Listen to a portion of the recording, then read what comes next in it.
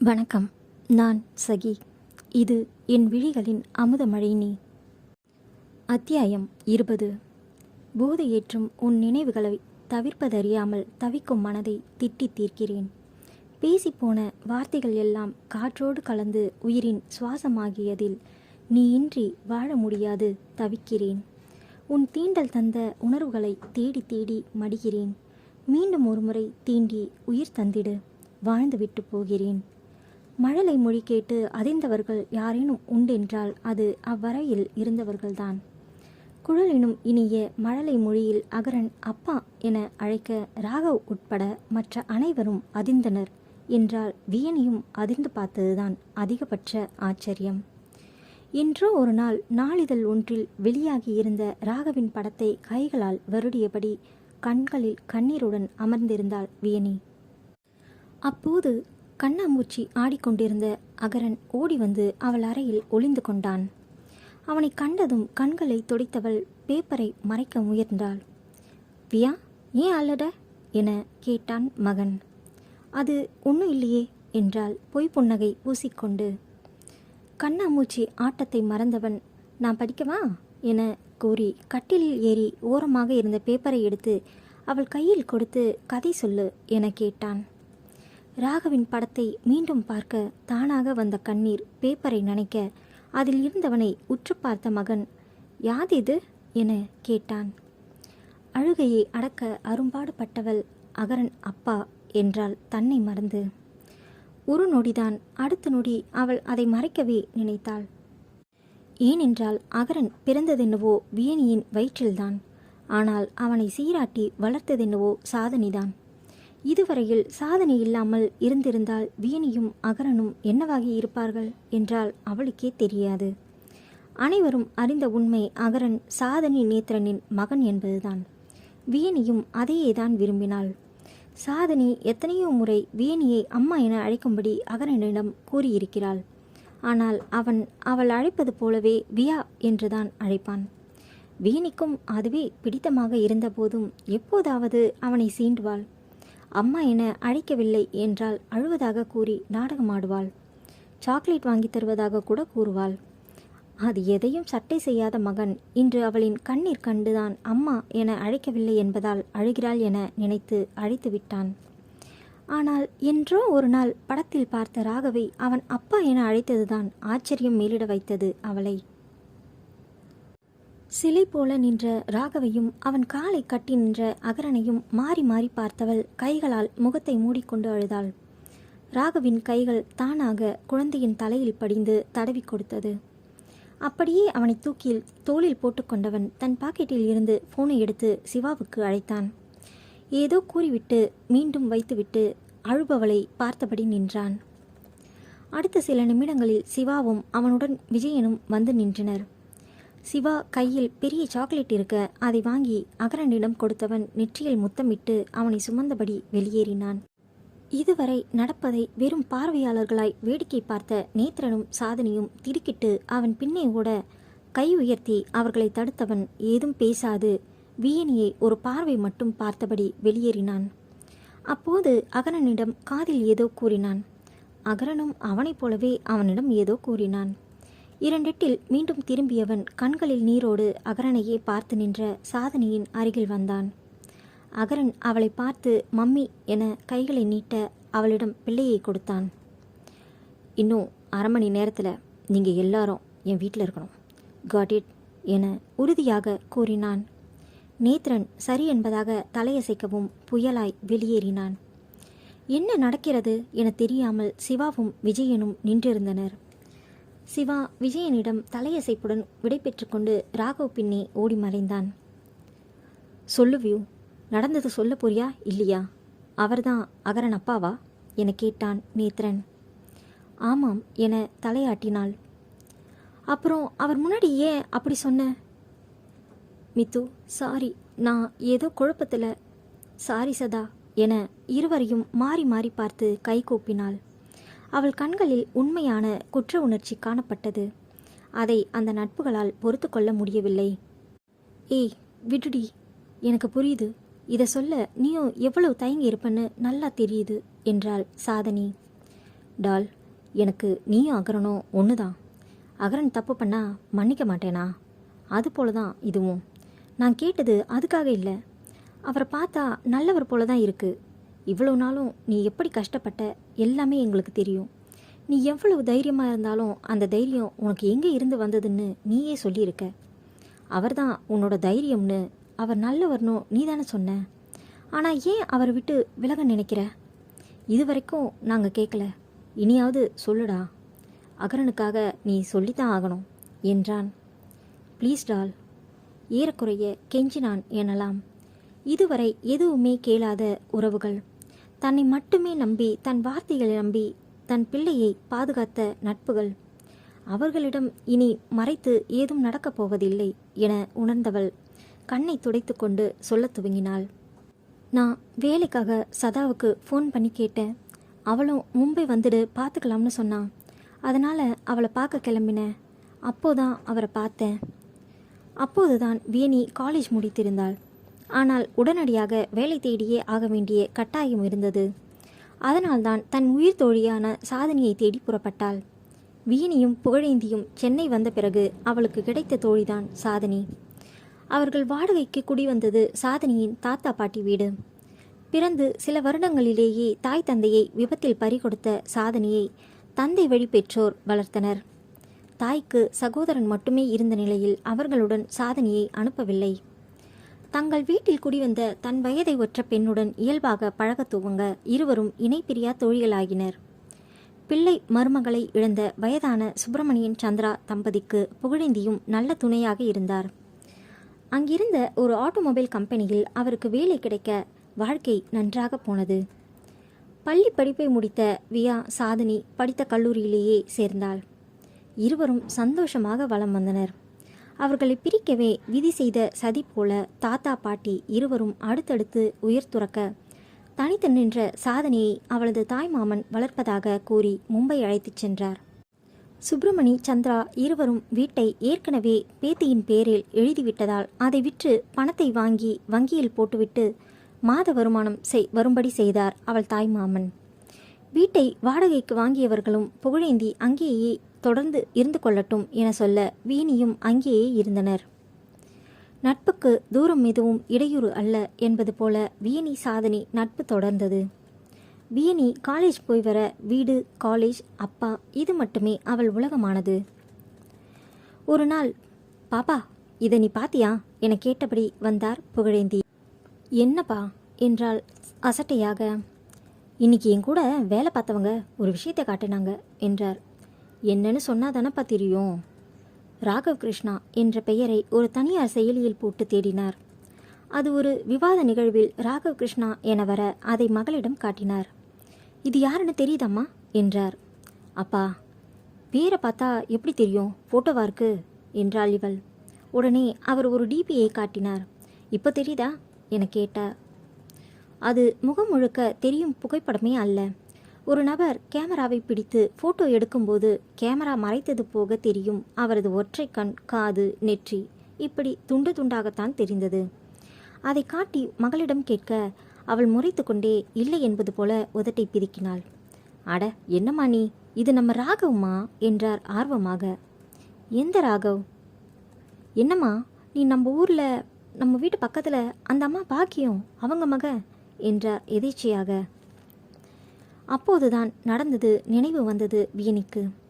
அந்த அம்மாவால் தானே நம்ம வீடு, கடை எல்லாத்தையும் விட்டுட்டு இங்கே வந்தோம் என நினைத்தாள். அத்தியாயம் 21. கோபம் கொண்ட போதெல்லாம் மோகம் கொண்டாய், தாபம் கொண்ட போதோ கொஞ்சிக் கொன்றாய், தள்ளி நின்ற போதெல்லாம் இம்சைகள் தந்தாய், தயங்கி நின்ற போதோ வன்மைகள் செய்தாள், விலகி நிற்க பார்க்கிறேன் விதிமுறைகள் சொல்லி, விரும்பி அணைக்க வருவாயா வரைமுறை மீறி? என்னம்மா இன்னுமா ஞாபகம் வரல? நம்ம மேலும் தந்தை கூற வரும் முன் இடைமறித்தாள். போதும்பா, இப்போ என்ன அவருக்கு இவ்வளோ பில்டப் பண்ணுறீங்க? ஏம்மா உனக்கு ராகவை பிடிக்கும் தானே என்றார். அதெல்லாம் சின்ன வயசில் நடந்ததுப்பா, இப்போ ஏன் கேட்குறீங்க? அவரை பற்றி நினச்சாலே அவங்க அம்மா தான் ஞாபகம் வராங்க. நம்ம வீடு, ஷெட்டு இதெல்லாம் விட்டுட்டு வந்ததுக்கு காரணமே அவங்க தானே, அதுதான் நினைவுக்கு வருது. படபடவென பட்டாசாக புரிந்தாள். அவங்க அப்படி இருந்தால் அதுக்கு ராகவ் என்னமா பண்ணுவான் பாரு, அப்போதுலேருந்து இப்போ வரைக்கும் அவன் மாறவே இல்லை. ஒரே சிந்தனை தான். இந்த வயசில் எப்படி இவ்வளோ முற்போக்கு சிந்தனை இத்தனை பேருக்கு வரும் சொல்லு, அதுவும் அவங்க அம்மா மாதிரி ஒரு ஆள் இருக்கிற குடும்பத்தில் என்றார். அப்பா, நீங்கள் சொல்கிறது போல் சிந்தனையெல்லாம் வளர்த்துக்கணும்னா இருக்கவே இருக்காங்க. Periyar, Ambedkar, Karl Marx, Engels, Che Guevara, இப்படி பலர் இருக்காங்க. அவங்களோட புத்தகங்களை படித்தாலே போதும். ஆனால் அதே கொள்கைகளோட சமூகத்தில் வாழ்ந்து காட்டுறது தான் இங்கே சவாலான விஷயமே. பக்கம் பக்கமாக வலைத்தளங்களில் உட்காந்து எழுதி தள்ளலாம், ஆனால் அதெல்லாம் நடத்தி காட்டணும். அதுக்கு பல பேருக்கு இங்கே தில்லு இருக்கிறதில்ல என்றாள். என்னம்மா ஆச்சு உனக்கு? இப்படி கொதிச்சு போயிட்ட? இன்னும் என்ன விஷயம்னு நான் சொல்லவே இல்லையே. அதுக்குள்ளே ஒரு முடிவுக்கு வர்றது தப்புமா? ராகவ், அப்படி இல்லைம்மா. நீ யாரை நம்புறியோ இல்லையோ அவனை நம்பலாம் என்றார் இறுதியாக. இதேபோல் ஒரு முறை சின்ன வயதில் தந்தை சொன்னது சட்டென நினைவு வந்தது மகளுக்கு. தந்தை மனம் வருந்தும்படி விடக்கூடாது என நினைத்தவள் மேற்கொண்டு தந்தையோடு விவாதம் பண்ண விரும்பாமல், சரிப்பா வாங்க, அவரால் எதுக்கு நமக்குள்ள சண்டை என கூறி அத்துடன் அந்த பேச்சுக்கு முற்றுப்புள்ளி வைத்தாள். அதன் பிறகு பல நேரங்களில் தந்தை அவனை வலைதளங்களில் பின்தொடர்வதும் அவன் எழுதும் கட்டுரைகளை வாசிப்பதும் என இருந்தார். அதை பற்றி வீணிடம் சொல்லவும் செய்வார். இவள் ஏதும் கண்டு கொள்ளாமல் காதில் மட்டும் வாங்கி கொண்டு கருத்தில் பதிய விடாமல் பார்த்து கொள்வாள். ஆனால் அவளை அறியாதது அவள் காதுகளின் வழி உள்புகுந்தவன் எப்போதோ கருத்திலும் மனதிலும் பதிந்து விட்டான் என்பது. நாட்கள் செல்ல செல்ல, என்ன அப்பா இன்னைக்கு ராகவ புராணம் பாடவே இல்லை என நினைக்கும் அளவுக்கு அவன் இவளை நெருங்கியிருந்தான். தானே சில நேரம் அவன் பக்கத்தை திறந்து பார்ப்பாள். சில கேள்விகளுக்கு காட்டமாகவும் சில கேள்விகளுக்கு வேடிக்கையாகவும் பதில் சொல்வதில் அவன் கை தேர்ந்தவனாக இருந்தான். எல்லோரும் ஒரு பதிலை சொன்னால் இவன் பதில் வேறு மாதிரியாக இருக்கும், வித்தியாசமாகவும் இருக்கும். பலர் இவனை சரியாக புரிந்து கொள்ளாமல் வாக்குவாதம் நீளும். சிலர் இவன் கருத்தை கச்சிதமாய் புரிந்து கொண்டு சபாஸ் கொடுத்திருப்பார்கள். இதையெல்லாம் படிக்கும்போது வியனிக்கு வியப்பாகவும் இருக்கும், சிரிப்பாகவும் இருக்கும். இவர் என்ன இப்படி இருக்கார் என கேட்டு தானே நகைத்து கொள்வாள். சாலையின் இயல்பான ஓட்டத்தில் இருக்கும்போதுதான் எதிர்பாராத வேகத்தடைகள் வருவது போல அந்த நிகழ்வும் வியனியின் வாழ்வில் நிகழ்ந்தது. கம்பெனியில் வேலை செய்து கொண்டு இருக்கும்போதே கைவலி என மருத்துவமனையில் அனுமதிக்கப்பட்ட புகழ் இறுதியாக மாரடைப்பில் இறந்துவிட்டார். தந்தையின் மறைவினால் எவ்வளவோ துன்பத்தை தொண்டைக்குழிக்குள் தாங்கிக் கொண்டவள் தன்னை தாங்க ஒரு தோள் தேடி வருந்தினாள். இங்கேயே இருந்து தந்தையின் நினைவில் உழன்று கொண்டு இருப்பதை விட வேறு இடம் மாறினால் மனம் தேறலாம் என நினைத்தாள். புகழின் மறைவுக்கு வந்த சாதனை அப்போதே வியாவை தன்னுடன் வருமாறு அழைத்தாள். ஆனால் இங்கு இருக்கும் கொஞ்சம் வேலைகளை எல்லாம் முடித்து கொண்டு வருவதாக வியனி கூறவும், கட்டாயம் வரவில்லை என்றால் தானும் இங்கேயே வந்துவிடுவதாக கூறி மிரட்டிவிட்டே சென்றாள் சதா. சாதனையை அவள் தாய்மாமன் வீட்டில் தங்கியிருக்கும் நிலையில் தானும் சென்று அவளுடன் ஒட்டுண்ணியாக இருக்கக்கூடாது என முடிவெடுத்தாள் வியனி. அதனால் அவளிடம் வேலைக்கு தயார் வருகிறேன் என கூறினாள். தானும் வந்து அவளுடன் தங்க இயலாது என்றும் வேலை கிடைத்தால் வீடு பார்த்து கொள்ளலாம் எனவும் கூறி தோழியை சமாதானம் செய்தாள். தன் கல்லூரி ஆசிரியை ஒருவர் கொடைக்கானல் போர்டிங் ஸ்கூல் ஒன்றில் அலுவலக வேலைக்கு ஆள் தேவை என கூறவும் அந்த வேலைக்கு தான் செல்வதாக கூறி அவரிடம் அந்த வேலையை உறுதி செய்து கொண்டாள். முகவரியை வாங்கி கொண்டு அங்கு சென்றாள். ஒரு 6 மாதம் அங்கு பணிபுரிந்துவிட்டு சாதனி வேலைக்கு உறுதி கொடுத்ததும் அவளிடம் சென்று தனியாக வீடு பார்த்து தங்கிக் கொள்ளலாம் என முடிவெடுத்திருந்தாள். ஆனால் அவள் அன்று முடிவு செய்தது அவளின் வாழ்க்கை பாதையை மாற்றி அமைக்கும் என எதிர்பார்க்கவில்லை அந்த பெண். பணியின் போது இறந்ததால் புகழுக்கு வரவேண்டிய தொகையுடன் நிர்வாகமும் ஒரு தொகையை மனமு வந்து தந்தது. அதை மொத்தமாக தனது வங்கி இருப்பில் போட்டவள் மேற்கொண்டு படிக்க வேண்டிய படிப்புக்கான செலவுக்கு அதை ஒதுக்கி வைத்தாள். கொஞ்சம் பணம் மட்டும் கையிருப்பு வைத்துக்கொண்டு தனது பயணத்தை தொடங்கினாள். தந்தையின் இழப்பு அளவிட முடியாததுதான் என்றாலுமே அதை சமாளிக்கும் திறனையும் புகழ் ஏற்கனவே அவளுக்கு அளித்திருந்தார். என்றும் யாருக்கும் துணை வரப்போவது இல்லை என தனக்கு பிறகு மகள் வாழ்க்கையை சமாளிக்க கற்றுக்கொள்ள வேண்டும் என்பதால் பல விஷயங்களை அவளுக்கு சொல்லி வைத்திருந்தார். தந்தை என்றும் காற்றோடு கலந்த சுவாசமாக அவளுடன் துணையிருப்பார் என வியனி நம்பினாள். அந்த நம்பிக்கையே அவளை இழப்பில் இருந்து மீண்டும் வாழ துணை செய்தது. தமிழ்நாட்டில் இருந்தாலும் இதுவரை கொடைக்கானல் சென்றதில்லை அவள். எத்தனையோ முறை பள்ளியில் சுற்றுலா சென்ற போதெல்லாம் இவள் வேண்டாம் என மறுத்து விடுவாள். புகழ் கூட சென்று வருமாறு கூறியிருந்தார். ஆனால் இவள் பிடிவாதமாக தந்தையை விட்டு தனியே போக மாட்டேன் என மறுத்துவிட்டாள். ஏம்மா, ஃப்ரெண்ட்ஸ் கூட ஜாலியாக போயிட்டு வரலாம்ல என மகளிடம் கேட்பார். நாம் தனியாக போகலாம்ப்பா, அப்போதான் உங்களையும் கூட்டிகிட்டு போக முடியும். நாம் இருக்கிறதே 2 பேர். இதில் நான் தனியாக போயிட்டு வந்தால் நீங்கள் தனியாக போய் பார்க்க மாட்டீங்க. நான் படிச்சுட்டு வேலைக்கு போனதும் உங்களை கூட்டிகிட்டு போகிறேன் என கூறிவிடுவாள். அப்படி தந்தையுடன் பார்க்க வேண்டும் என நினைத்த இடத்திற்குத்தான் இப்போது தனியாக வந்திருந்தாள். திண்டுக்கல் வந்து சேரவே மாலையாகிவிட்டது. இன்னும் 67 கிலோமீட்டர் மலை ஏறி போக வேண்டும். வியனிக்கு பஸ், கார் இதில் பயணம் செய்வது என்றாலே அலர்ஜி. அப்பா இருந்தவரை பைக்கில் தான் இருவரின் பயணமும் இருந்தது. பஸ் பயணம் வயிற்றை புரட்டி கொண்டு வந்துவிடும். எப்படியோ இதுவரை வந்துவிட்டாள்.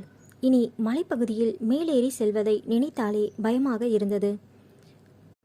வளைவுகள் நிறைய இருக்கும். ஆனால் சென்றுதானே ஆக வேண்டும் என திடப்படுத்தி கொண்டாள். இங்கேயே தங்கிவிட்டு காலையில் செல்லலாம். ஆனால் தனியே ஓட்டலில் தங்க யோசனையாக இருந்தது. பள்ளி நிர்வாகத்திற்கு ஃபோனில் அழைப்பு விடுத்து கேட்டாள். கிட்டத்தட்ட 4 மணி நேரம் ஆகலாம் என்றனர். சரி, துணிந்து போகலாம் என முடிவெடுத்து கிளம்பிவிட்டாள். அப்போதுதான் போனதும் ஓய்வெடுத்து கொண்டு காலையில் கொஞ்சம் தெம்போடு வேலையில் சேரலாம். பஸ் பிடித்து ஜன்னலோர இருக்கையில் அமர்ந்து கொண்டாள். 4 மணி நேரம் கண்ணயர்ந்து விடலாம்.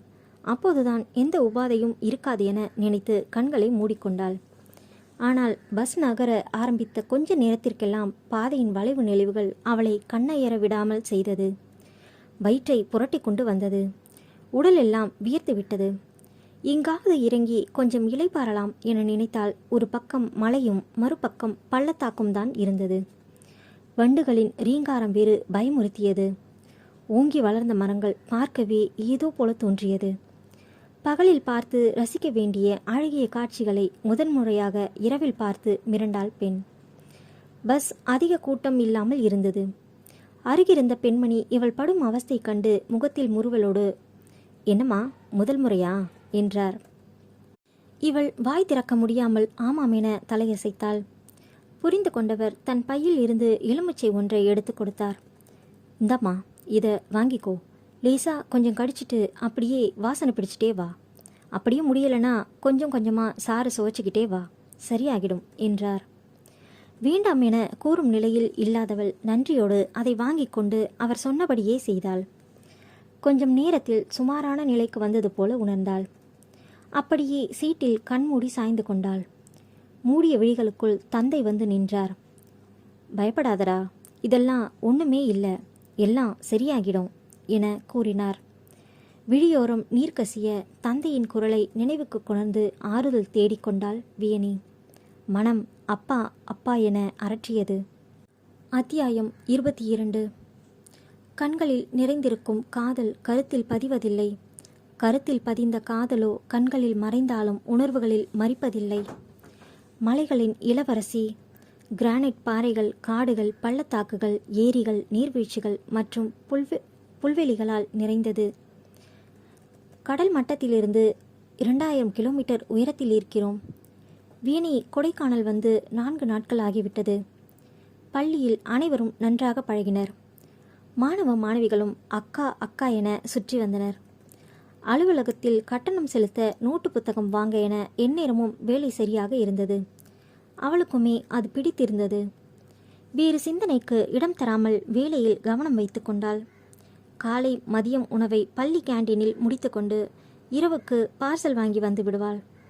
6 மாதம்தானே, ஏன் பாத்திரம் பண்டம் எல்லாம் வாங்கி கொண்டு இருக்க வேண்டும் என்ற எண்ணம். பள்ளி நிர்வாகம் அவளுக்கு தங்கும் இடத்திற்கும் ஏற்பாடு செய்திருந்தது. ஆனால் அது பள்ளியை விட்டு சற்று தொலைவில் இருந்தது. ஒன்று நடந்து வர வேண்டும் அல்லது சொந்தமாக வாகனம் இருக்க வேண்டும். மற்றபடி ஆட்டோ போன்ற வாகனங்கள் ஏதும் இல்லை. எனவே காலை மாலை 2 வேளைகளும் நடந்தே வந்தாள். தங்கியிருக்கும் வீட்டின் அருகேயும் பெரிய பெரிய ஓட்டல்கள் இருந்ததே தவிர அங்கு வசிப்பவர்களின் குடியிருப்புகள் ஏதும் இல்லை. வேலை முடிந்து வந்தால் அறையில் முடங்கிக் கொள்வாள். அதுவும் மாலை வேலை சீக்கிரமாகவே வந்துவிடும். அதன் பிறகு நடுங்கும் குளிரில் வெளியே வர முடியாது. மின்விசிறிக்கு அவசியமே இல்லை எனலாம்.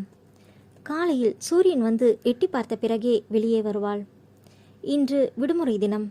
அதனால் என்ன செய்வது என தெரியாமல் முழித்து கொண்டிருந்தாள். அப்படியே காலார நடந்துட்டு வரலாம், வரும்போது உணவையும் பார்சல் வாங்கி கொள்ளலாம் என நினைத்தவள் பிரைன் பூங்காவுக்கு டிக்கெட் வாங்கி கொண்டு உள்ளே நுழைந்தாள். அழகிய மலர்கள் பார்க்க பார்க்க கண்கள் சலிக்கவில்லை. ஆனால் கால் வலித்தது. ஆங்காங்கே இருந்த குடில் போன்ற இடத்தில் அமர இருக்கைகள் இருந்தன. அதில் ஒன்றில் போய் அமர்ந்தாள். பலவித மனிதர்கள் தங்கள் துணைகளோடு விதவிதமாக போட்டோ எடுத்துக்கொண்டு இருந்தனர். வியனி தனியாக இருந்தாள். அந்த மொத்த பார்க்கில் இவள் மட்டும்தான் தனியாக இருந்தாள். துணையின்றி யாரும் இல்லாமல் இருப்பது அப்படி ஒன்றும் பரிதாபத்துக்குரிய விஷயமல்லவே. தனக்குத்தானே பச்சாதாபம் கொள்ளக்கூடாது என தைரியம் கூறிக்கொண்டாள். தனக்குத்தானே செல்ஃபி எடுத்துக்கொள்ள ஏனோ விருப்பமில்லை. கூட்டமாக வந்த இளைஞர்கள் பலரும் இவளை திரும்பி பார்த்த வண்ணம் சென்றனர். பீச் நிற நீல கவுன், குர்த்தி மேலே கருப்பு நிற ஸ்வெட்டர், தலையை போனிடெயில் போட்டிருந்தாள். உதட்டில் மட்டும் கொஞ்சம் லிப் கிளாஸ், கையில் மொபைல் வைக்க ஒரு ஹேண்ட்பேக். உயரமல்லாமல் ஒரு பீச் அண்ட் பிளாக் நிற சாண்டில் அவ்வளவு அழகும் அந்த 5.5 அடி உயரத்தில் மறைத்து வைத்து கொண்டு இயல்பாக சுற்றி வந்தாள். மற்றவர்கள் கண்ணை உறுத்தாத வகையில் உடை உடுத்துவது எப்போதும் அவள் இயல்பு. பார்ப்பதற்கு இளம் கேரட் போல இருந்த அவளையே சிலர் ஆர்வமாக பார்த்து சென்றனர். சிலர் இவளிடம் பேச எத்தனிப்பது போல இருந்தது. வந்த இடத்தில் இது எதடா வம்பென்று அங்கிருந்து அகன்றாள். மலர்கள், செடிகள், தூரத்தில் தெரிந்த பனி சூழ்ந்த மலைகள் என அனைத்திலும் கவனம் செலுத்தினாள். தூரத்தில் கருப்பாய் ஒரு உருவம் கண்ணில் பட மனது ஏனோ நெருங்கி பார்க்கச் சொன்னது. சற்று நெருங்கி சென்றாள். கருப்பு நிற சட்டை, கையில் கேமரா, புருவத்தை சுருக்கி ஒரு கண் மட்டும் தெரிய இயற்கையே அந்த குவியத்தின் வழியாக கண்களில் படமெடுத்து கொண்டிருந்தான் அவன்.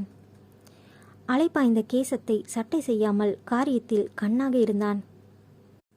வியனியால் நம்ப முடியவில்லை.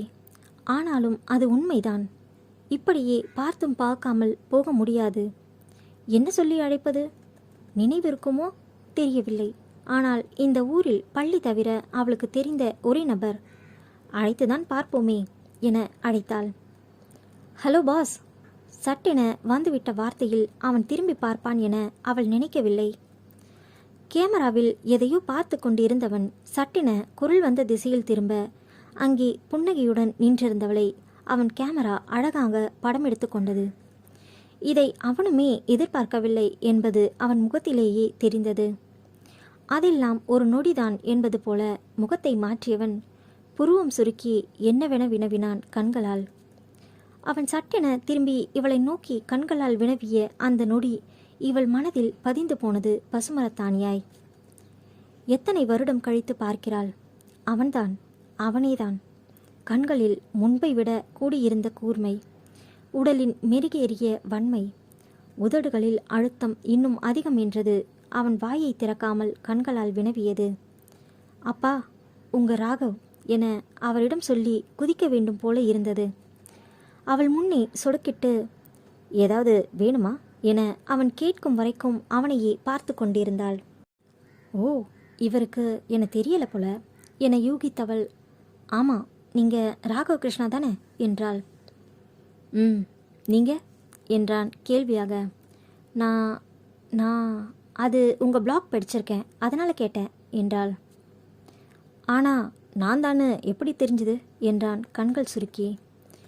ஏன் தெரியக்கூடாது என்றால் அவனைப் போலவே. என்ன பார்த்ததும் கண்டுபிடிக்கிற மாதிரி டிபி இல்லையே. நான் அப்படி பிக்ஸ் எதுவும் போடலையே, அப்புறம் எப்படி என்றான். அட, ஹலோ சொன்னா பதிலுக்கு ஒரு ஹலோ சொல்லாமல் இத்தனை கேள்வி கேட்குறீங்க என்றாள். ஓ, பொண்ணுங்க ஹலோ சொன்னா உடனே சொல்லிடணும் என்றான் மீண்டும் கேமராவில் ஆங்கிள் பார்த்தபடி. சாரி பாஸ், உங்கள் ஹலோவை நீங்களே வச்சுக்கோங்க, தெரியாமல் சொல்லிட்டேன் என திரும்பி நடந்தாள். 2 எட்டு வைத்திருப்பாள். அதற்குள் ஏனோ திரும்பி பார்க்க வேண்டும் போல இருந்தது. சட்டென திரும்ப அவன் இவளைத்தான் படம் பிடித்தான். குழப்பமாக பார்க்க, என்னவோ நீ திரும்பி பார்ப்பன்னு தோணுச்சு, அதான் என்றான் தோள் குலுக்கி. அவன் சட்டென உரிமைக்கு மாறியது அவளை விழிப்பில் ஆழ்த்தியது. ஆனாலும் காட்டிக்கொள்ளாமல், என்னை கேட்காம எதுக்கு ஃபோட்டோ எடுத்தீங்க என்றாள் கோபமாக. ஓ என்றவன் சட்டென அதை டெலீட் செய்தான். வியனிக்கு ஏனோ சப்பென்றானது. அதை முகம் காட்டியும் கொடுத்துவிட்டது. அவள் முகத்தையே பார்த்தவன் அதில் தெரிந்த ஏமாற்றத்தை கண்டு மென்னகை புரிந்தான். ஆனால் என்னோட இந்த லென்ஸில் பிரெயினில் நிறையவே நீ ஸ்டோர் ஆகிட்ட, ஸோ இது தேவையில்லை என்றான் கேமராவை காட்டி. இப்போது ஏனோ காரணமின்றியே மனதுக்குள் மத்தாப்பு மலர்ந்தது அந்த காரிகைக்கு. அவள் திரும்பி நடக்கப் போக அவன் குரல் அவளை தடுத்தது. என்னோட கேள்விக்கு இன்னும் பதில் சொல்லலையே என்றான். நீங்கள் கூட தான் நான் சொன்ன ஹலோவுக்கு இன்னும் பதில் சொல்லலை என்றாள். சட்டென அவள் முன் கரம் நீட்டி ஹாய் என்றான். அவனின் செயலில் அதிர்ந்தவள் தானும் கரம் கொடுத்தாள். அவனுக்கு என்ன தோன்றியதோ தெரியவில்லை. இவளுக்குள் ஒரு அதிர்வலை பரவி தேகம் முழுக்க ஒரு சுற்று சுற்றியது. இப்போது சொல் என்பது போல பார்த்தான் ராகவ். அது அந்த டிபியில் இதே போல் பிளாக் ட்ரெஸ் கேமரா வச்சு இருந்தது. அதெல்லாம் வச்சு ஒரு யூகத்தில் தான் கேட்டேன் என்றாள் கோர்வையாக. ஆனால் அவள் கேட்ட விதம் இன்னும் அவன் நினைவில் இருந்தது. நீங்கள் ராகவ் கிருஷ்ணா தானே என்று உறுதியாக கேட்டாலே தவிர யூகத்தின் அடிப்படையில் ராகவ் கிருஷ்ணாவா என சந்தேகமாக கேட்கவில்லை. ஒரு புகைப்படம் ரசிக்கப்பட்டால் மட்டுமே அதை நினைவில் வைத்து கொள்ள முடியும். முகம் தெரியா புகைப்படத்தை இத்தனை தூரம் நினைவில் வைத்து கொண்டு இருக்கிறாள் என்றால் அவள் அதை குறைந்தபட்சம் பலமுறை பார்த்திருக்க வேண்டும். வீணைக்கும் இது அதிர்ச்சிதான். அவனுக்கு எப்படி இவளை அடையாளம் தெரியாதோ அதே போலத்தானே இவளுக்கும் இருந்திருக்கணும். ஆனால் தந்தை அந்த படத்தை காட்டிய அன்றே அவன் முகம் அவள் மனதில் பதிந்து விட்டது. அதிலிருந்து அடிக்கடி ஏனோ அதை எடுத்து பார்த்து கொள்வாள். அதன் விளைவுதான் இங்கே வந்து